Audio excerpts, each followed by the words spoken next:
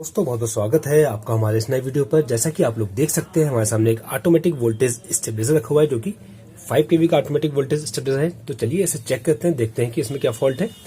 पहले इसे ऑन करेंगे। ये देखिए हमने इसे ऑन कर दिया।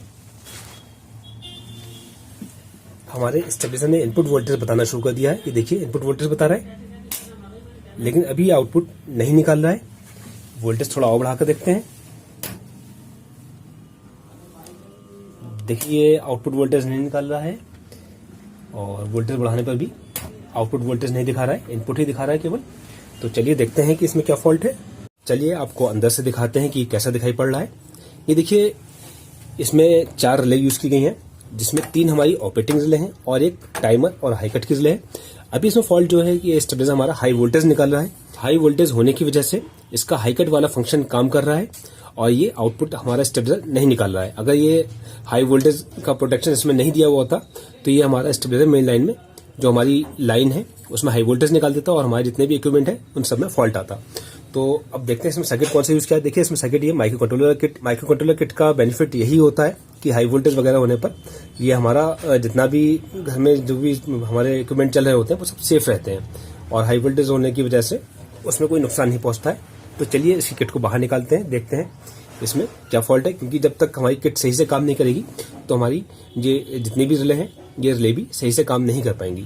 तो पहले हम इस सर्किट को ही चेक करते हैं। इस सर्किट को हम बाहर निकाल लेंगे और फिर उसके बाद इसे चेक करेंगे, क्योंकि फॉल्ट सर्किट में ही होना चाहिए। इसे हम धीरे धीरे सारे पेच इसके बाहर निकालेंगे।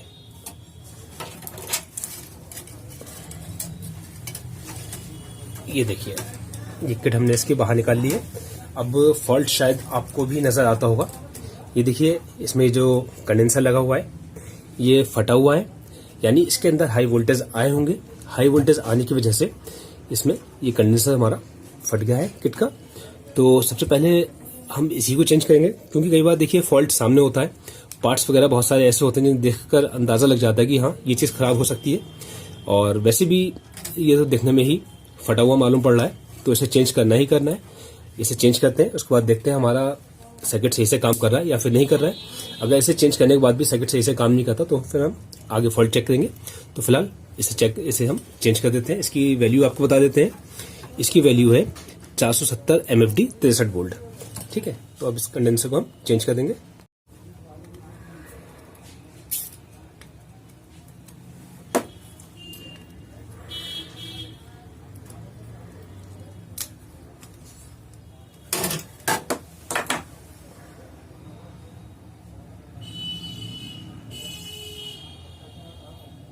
चलिए इसमें नया कंडेंसर डाल देते हैं, चेंज कर देते हैं और इसके बाद अच्छे से इसकी सोल्डरिंग कर देंगे।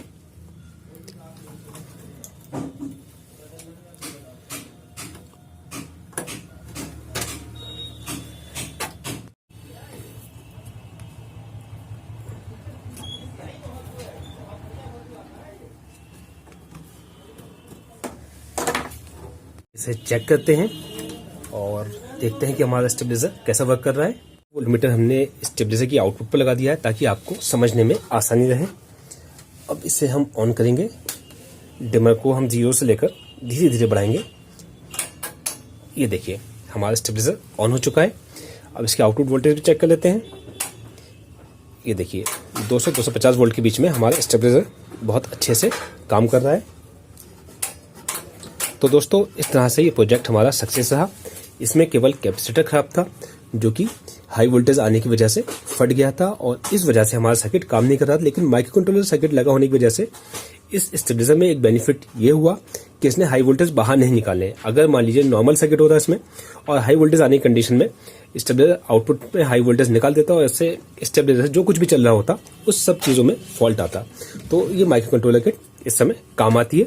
दोस्तों हमारे पास बहुत अच्छी क्वालिटी की माइक्रो कंट्रोलर किट अवेलेबल है। अगर आपको चाहिए आप हमसे खरीद सकते हैं। व्हाट्सएप नंबर हमने दे रखा है, उस नंबर पर आप कांटेक्ट करके हमसे माइक्रो कंट्रोलर किट मंगा सकते हैं। वीडियो देखने के लिए आपका बहुत बहुत धन्यवाद।